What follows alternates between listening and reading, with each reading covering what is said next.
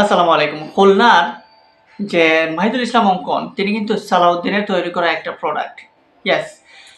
Coach Mohammad Salauddin এবারে BPL এ নাই, তিনি কোন দলের কোচিং করাচ্ছেন না, কিন্তু বাংলাদেশ জাতীয় দলের বর্তমানে অ্যাসিস্ট্যান্ট কোচ প্লাস হচ্ছে ব্যাটিং কোচের দায়িত্ব সামলাচ্ছেন। তবে এই কোচ মোহাম্মদ সালাউদ্দিন এই বিপিএল এর আগের বিপিএল এ যে দলগুলোতে ছিলেন, বিশেষ করে কুমিল্লা ভিক্টোরিয়ান্সে দীর্ঘদিন থেকে কোচিং করিয়েছেন বিপিএল এ, তিনি ছিলেন অনবদ্য একটা পারফর্মার বলা যায় যে ডাগ আউটে।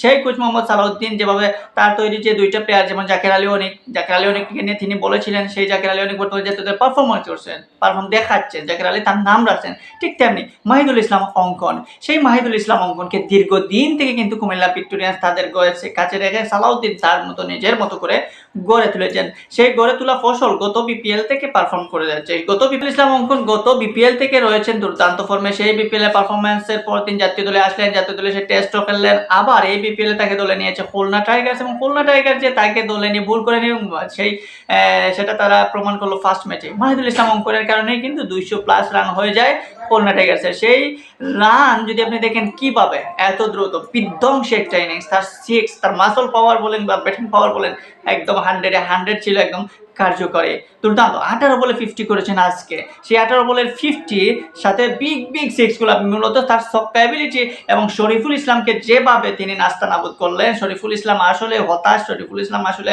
হতভম্ব হয়ে পড়েছেন যে আসলে কোন দিকে বল করবেন। শুধু শরীফুল ইসলাম না, Mohammad Wasim junior, Pakistani pace bowler Wasim জুনিয়রকে যেভাবে পিটালেন, আসলে অনবদ্য এবং সে আউটস্ট্যান্ডিং পারফরমেন্স মাহিদুল ইসলাম অঙ্কনের এবং সালাউদ্দিনের তৈরি এই দুইটা প্লেয়ার। জাকের আলী যেভাবে পারফরমেন্স জাতীয় দলে, আশা করি মাহিদুল ইসলাম অঙ্কন খুব শীঘ্রই জাতীয় দলে চলে আসবে তার এই ব্যাটিং কোয়ালিটি, ব্যাটিং অ্যাবিলিটির কারণে। সেই মাহিদুল ইসলাম অঙ্কনের প্রত্যাশায় থাকবে সবই। তবে এই ম্যাচে খুলনা টাইগার দুর্দান্তভাবে জয় করলেও চিটং কিংসের শামীম হোসেন পাটোয়ারি কিন্তু আবারও নজর কেড়েছেন, আবারও আলো কেড়েছেন শামীম হোসেন পাটোয়ারি।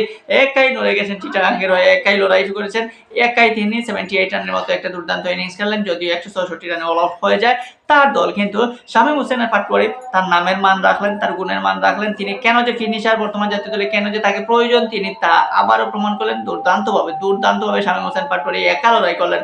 আবার বলা যায় যে আবহাওয়ার রনিও 4টা উইকেট আজকে নিয়েছেন খুলনা টাইগার্সের। খুলনা টাইগার্স মোটামুটি একটা ব্যালেন্স টিম রয়েছে, কিছু টুকটাক ভুল না হলে খুলনা টাইগার্স আসলে দুর্দান্ত একটা টিম। আজকে দেখেন ইমরুল কায়েসের মতো প্লেয়ার কিন্তু দলে চান্স পান না। ইমরুল কায়েসের মতো প্লেয়ার ডাগ আউটে বসে থাকতে হয়েছে, মাহফুজ রব্বির মতো প্লেয়ার ডাগ আউটে বসে থাকছে। তো খুলনা টাইগার্স নিয়ে আশাবাদী থাকতে পারেন খুলনার ফ্যানরা। বিশেষ করে মাহিদুল ইসলাম অঙ্কন যদি এভাবে ফর্মে থাকেন, এভাবে তুলনা করতে পারেন, তাহলে অবশ্যই অন্যতম। আর অশান্ত মাসের কথা কিছুই বলার নাই, যে অশান্ত মাস দৈর্ঘ্যদেহী মোটা, এই মানুষটা যতই গতিতে বল করেন ততই যেন তিনি আরো খরচ হয়ে যান। আজকে ফার্স্ট ওভারেই তিনি দিয়ে দিলেন একবারে 18, সেমন কি এই ওভারের 1 বলে 15 রান দিয়েছেন। অবাক করা কাণ্ড আসলে। অশান্ত মাস 1 বলে 15 রান দিয়ে 15টা রান দিয়েছেন। নাইম ইসলাম, আমাদের ছক্কা নাইমকে যদিও উইকেটে নেন, কিন্তু ছক্কা নাইম ফার্স্ট বলে উইকেট পেয়ে যান।